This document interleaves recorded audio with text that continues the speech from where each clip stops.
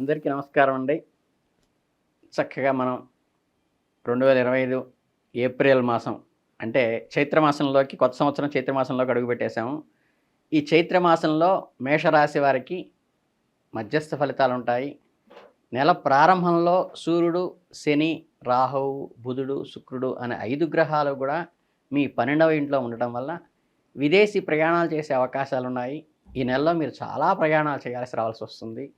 అలాగే ఖర్చులు కూడా అనూహ్యంగా పెరుగుతాయి.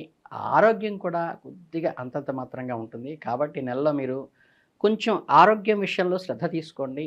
వ్యాపార సంబంధించిన పలుసు కోసం కూడా మీరు ప్రయాణాలు చేయాల్సి వస్తుంది. ప్రేమ వ్యవహారాలు, వైవాహిక జీవితంలో కూడా కొంత సవాళ్లతో కూడుకుని ఉంటుంది. గురుడు ఈ నెలంతా 2వ ఇంట్లో కుటుంబ స్థానంలో ఉండటం వల్ల అక్కడి నుంచి కుటుంబానికి సంబంధించిన విషయాల్లో మంచి ఫలితాలు ఇస్తాడు. అన్ని గ్రహాల కంటే కూడా గురుగ్రహం మీకు మంచి అనుకూలంగా ఉంది. ఆయన అనుగ్రహంతోనే మీరు పైకి వెళ్తారు ఈ నెలంతా కూడా. ఈ నెలలో ఒడిదుడుకులతో కూడుకున్నగా ఉంటుంది. 10వ ఇంట అధిపతి అయినటువంటి శని ఈ నెలంతా 12వ ఇంట్లో సంచరిస్తున్నాడు. అతనితో పాటు సూర్యుడు, బుధుడు, శుక్రుడు మరియు రాహువు కూడా 12వ ఇంట్లో ఉండటం వల్ల 6వ ఇంట అధిపతి అయిన బుధుడు కూడా 12వ ఇంట్లోనే ఉన్నాడు. కాబట్టి కార్యాలయంలో చాలా పరుగులు తీసి పని చేయవలసిన అవసరం వస్తుంది. వర్క్ ప్రెషర్ బాగా ఉంటుంది. ఒకటి కంటే ఎక్కువ పనులు ఒకేసారి వచ్చి పడేటువంటి అవకాశము, సమయాన్ని అన్ని పనులకు ఎలా సమర్థవంతంగా బహుముఖంగా చేసుకోవాలా అనేది మీరు టాక్టిక్స్ మీకు అలవడుతుంది. ఆర్థిక పరిస్థితిని పరిశీలిస్తే చాలా జాగ్రత్తగా ఉండాలి. 12వ ఇంట్లో పంచగ్రహాల యోగం ఉండటం వల్ల ఈ నెలలో ఖర్చులు విపరీతంగా పెరిగే అవకాశం ఉంది. ఈ పెరుగుదల అనూహ్యంగా ఉంటుంది కాబట్టి ముందుగానే దానికి కావాల్సిన ఫైనాన్షియల్ మేనేజ్మెంట్ చేసుకోండి. ఈ 25లో ఏప్రిల్లో జాతక ప్రకారం నెల ప్రారంభంలోనే శని, శుక్ర, సూర్య, బుధులు, రాహువు 12వ ఇంట్లో ఉండి ఖర్చులు పెరుగుతాయి కాబట్టి శుక్రుడు తిరోమిదనం చెందుతాడు కాబట్టి ఈ ఖర్చుల్లో కొంత తగ్గుదల వచ్చి ఉపశమనం కలగటానికి ఆస్కారం ఉంటుంది. అలాగే ఆరోగ్యపరంగా కూడా చూసుకుంటే కొంచెం మిశ్రమ ఫలితాలు వస్తాయి. అంటే మనకి షష్టాధిపతి కూడా అక్కడ వ్యయంలో ఉన్నాడు. అలాగే 3వ ఇంట్లో ఆరోగ్యం ఉంటుంది. మీ శరీరం బలంగా ఉండేందుకు మీరే ప్రోత్సహిస్తారు. వ్యాయామం, యోగా ఎక్కువగా చేస్తారు. ఈ ఐ రిలేటెడ్గా కంటి వ్యాధులు కూడా వచ్చే అవకాశం ఉంది. కొంచెం చూపు మందగించడం కానీ లాంటివి, లేకపోతే కళ్ళ లాంటివి అట్లా ఏంటంటే దానికి ఐ రిలేటెడ్గా కొంచెం జాగ్రత్త తీసుకోండి. అలాగే జాయింట్ పెయిన్స్ కానీ, వణుకులు కానీ, నొప్పులు కానీ, లేకపోతే ఏంటంటే మీకు కండరాల నొప్పులు లాంటివి వచ్చే అవకాశం ఉంది. కాబట్టి ఆరోగ్యం పరంగా కూడా కొంచెం జాగ్రత్త తీసుకోవాలి. మీ గురించి మాట్లాడితే నెల ప్రారంభంలో ఒడిదుడుకుల్లో నిండి ఉంటుంది. 5వ ఇంటి అధిపతి అయిన సూర్యుడు మొదటి భాగంలో శని, శుక్ర, బుధులు మరియు రాహులతో కలిసి 12వ ఇంట్లో ఉండటం వల్ల ఒకవైపు మీ సంబంధంలో శృంగారభరితమైన లక్షణాలకు వస్తాయి. ఒకరిపై ఒకరు ప్రేమను పెంచుకుంటారు. ఒకరి కోసం ఒకరు చాలా చేస్తారు. మీ బంధాలు ముందుకు వెళ్ళటానికి కలిసి వస్తాయి. అలాగే శారీరక సంబంధాలు కూడా పెరుగుదల, అంటే ధార్మికం అంటే ఐహికానికి ఎక్కువ ప్రాధాన్యత వచ్చేటువంటిది ఇప్పుడు కాలంలో ఇది కరెక్ట్. పూర్వం ఏంటంటే దాన్ని నెగిటివ్గా చెప్పేవాళ్ళు. ఏప్రిల్ 12న చైత్ర పౌర్ణమి తర్వాత మేషరాశి వారు ఖర్చులను నియంత్రించుకోగలుగుతారు. అవసరానికి తగ్గట్టుగా ఖర్చులను తగ్గించుకుంటూ మనకి ఫైనాన్షియల్ మేనేజ్మెంట్ చేసుకుంటూ ముందుకు వెళ్ళడం చాలా మంచిది. నిరాశ చెందకుండా ప్రత్యామ్నాయ మార్గాలు, అంటే ఫైనాన్షియల్ అడ్జస్ట్మెంట్ ఎలా అవుతుందో చూసుకుని రుణ ఒత్తిడిని తగ్గించుకోవడానికి ప్రయత్నాలు ప్రారంభిస్తారు. ఆత్మీయుల సహాయం అందుతున్నప్పుడు వారి పట్ల ఒక కృతజ్ఞతగా వ్యవహరించడం అనేది మనకి అలవడుతుంది. కొత్త పనులు ప్రారంభించేటప్పుడు ఆర్థిక ప్రణాళికలను అర్థం చేసుకోవడం తప్పనిసరి. అవకాశాలు చేజారిపోకుండా వాటిని స్టాండ్ బైలో పెట్టుకుంటూ భవిష్యత్తులో వచ్చే అంశాలను దృష్టిలో ఉంచుకుంటూ వాటిని మనకి ఆర్థికంగా ఎదుగుదల వచ్చినప్పుడు ఫుల్ఫిల్ చేయడానికి ఏర్పాటు చేసుకోండి. అలాగే ద్వితీయార్థంలో నెలలో మనకి ఖర్చులు పెరుగుతాయి కాబట్టి ఖర్చులు తీర్చడానికి తగినంత డబ్బును కూడా అందుబాటులో అప్పుడు వస్తుంది. కనుక ఈ వచ్చినటువంటి ఆదాయాన్ని సద్వినియోగం చేసుకోవడం శ్రద్ధ వహించాలి. ఎందుకంటే భవిష్యత్తులో మీకు డబ్బు అవసరం చాలా ఉంటుంది కాబట్టి. అలాగే ఫ్యామిలీ మెంబర్స్ యొక్క ఆరోగ్యం విషయంలో కూడా కొంచెం జాగ్రత్త తీసుకోండి. వాళ్ళ కోసం కూడా మీరు డబ్బు ఖర్చు చేయాల్సి వస్తుంది. ఒక్క గురుడు మాత్రం నెలంతా 2వ ఇంట్లో ఉండటం వల్ల మీకు మంచి గౌరవ మర్యాదలు, సమాజంలో ఒక రకమైన మీకు అధికారం లాంటిది కలుగుతుంది. కుజుడు 3వ తేదీ నుండి 4వ ఇంట్లో ప్రవేశించి అక్కడి నుంచి 11వ ఇంటికి చూడటం వల్ల మీ ఆదాయం పెరుగుతుంది. స్టాక్ మార్కెట్లో కూడా ఫ్లక్చువేషన్లో కొంత లాభం రావచ్చు, కానీ అవి ఆచితూచి పెట్టుబడి పెట్టడం మంచిది.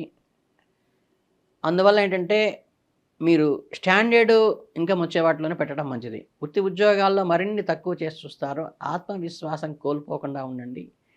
మీ నైపుణ్యాన్ని, స్కిల్‌ని డెవలప్ చేసుకోండి. సానుకూల ఆలోచనలతో మైండ్ అంటే ఫ్రెష్‌గా ఎంత పాజిటివ్ మెంటాలిటీనే పెంచుకోండి. మీ ప్రయత్నాలకప్పుడు ఖచ్చితమైన ఫలితాన్ని ఇస్తుంది. మీ విషయాల్లో ఇతరులు జోక్యం చేసుకోకుండా మీ పనులు మీరే చక్కదిద్దుకోవడానికి ప్రయత్నించండి. వాళ్ళ వల్ల ఇబ్బంది వస్తుంది. ఉద్యోగ బాధ్యతల్లో ఆసక్తం ప్రదర్శించకుండా నిబద్ధతతో వ్యవహరించండి. అధికారులతో కొత్త సమస్యలు ఎదురైనా ధైర్యంగా, సమయస్ఫూర్తితో, ఓపికగా సమాధానం చెప్పండి. 14వ తేదీన సూర్యుడు మీ సొంత రాశిలోకి వచ్చినప్పుడు మీ ప్రయాణ వారి పూర్తి మద్దతు లభిస్తుంది. వారి నుండి మీకు కొన్ని శుభవార్తలు అందుతాయి. మీ సంబంధాలు బలం చేకూరుతుంది. దంపతుల మధ్య అకారణ కలహాలు లాంటివి, స్పర్ధలు అప్పుడు వచ్చే పని ఒత్తిడి వల్ల వచ్చే అవకాశం ఉంది అని సామాన్యంగా సమస్యలను పరిష్కరించుకోండి. ఒకరినొకరు అర్థం చేసుకోండి. మనసు విప్పి మాట్లాడుకోండి. పిల్లల పట్ల ప్రేమ, ఆప్యాయతను పంచండి. వారిని ప్రోత్సహిస్తూ వారి అభివృద్ధికి మీ వంతు కొంత సమయాన్నైనా కేటాయించి సహకరించండి. కుటుంబ సభ్యులందరూ కలిసిమెలిసి ఉంటూ ఒకరికొకరు తోడుగా ఉండటమే మీకు మానసిక స్థైర్యానికి ఈ నెలలో అవలంబన అదే. ఇక ద్వితీయార్థంలో సూర్యుడు మీ స్వంత రాశిలోకి వచ్చి ఉండటం వల్ల మంచి ఆరోగ్యము వస్తుంది. రోగనిరోధక శక్తి కూడా కొంచెం డెవలప్ అయి కొంచెం ఉపశమనం కలుగుతుంది. మీరు వ్యాధుల నుండి బయటపడడానికి చాలా వరకు ఆ ద్వితీయార్థం ఉపయోగపడుతుంది. పాత వ్యాధులు కూడా తగ్గుముఖం పట్టే అవకాశం ఉంది. మీరు క్రమం తప్పకుండా వ్యాయామం చేయాలి. అవసరమైతే ధ్యానము, యోగా వంటివి చేయటం వల్ల కూడా మీ ఆరోగ్యం మెరుగుపడుతుంది. తేలికగా జీర్ణమయ్యే ఏంటంటే హార్డ్ ఫుడ్ కాకుండా తీసుకోండి. అలాగే మానసిక ప్రశాంతత కోసము చక్కగా మెడిటేషన్ చేయండి. మనసు ఉల్లాసంగా కనిపించేటువంటి మీకు మ్యూజిక్ ఇష్టమైతే మ్యూజిక్, గ్రంథ పఠనం ఇష్టమైతే గ్రంథ పఠనం, ఏది ఇష్టమైతే చక్కగా మానసిక ఉల్లాసంగా మానసిక ఉల్లాసం మీకు రెస్ట్‌కి చాలా అవసరం. విద్యార్థులు పరీక్షల్లో మంచి ఫలితాన్ని పొందుతారు. సమయాన్ని సద్వినియోగం చేసుకోండి. కష్టసాధ్యంగా ఫలితాన్ని సాధిస్తారు. జీవితంలో ఒడిదుడుకులు సహజం. కొన్నిసార్లు ఆర్థిక ఇబ్బందులు, మానసిక ఆందోళనలు చుట్టుముట్టవచ్చు. ఆ పరిస్థితిని శాశ్వతం అని భావించకుండా ఆశావక పాజిటివ్ మెంటాలిటీ లోపల పెంచుకొని సాగితే అద్భుతమైన ఫలితాలు మీ సొంతమవుతాయి. ఈ నెలలో జరిగినటువంటి ఈ ఒత్తిడికి చిన్న చిన్న పరిహారాలు ఏంటంటే సూర్య భగవానుడికి ప్రార్థించడం, సూర్యుడికి అర్ఘ్యమియటం, సూర్య అష్టకం చదవటం కానీ, ఆదిత్య హృదయాన్ని చక్కగా రోజు పఠిస్తే మీకు చాలా సపోర్ట్ అవుతుంది. ద్వితీయార్థం నుండి ఆయన మీ సొంత ఇంట్లోకి వస్తాడు కాబట్టి సూర్యుడు మేలు చేస్తాడు.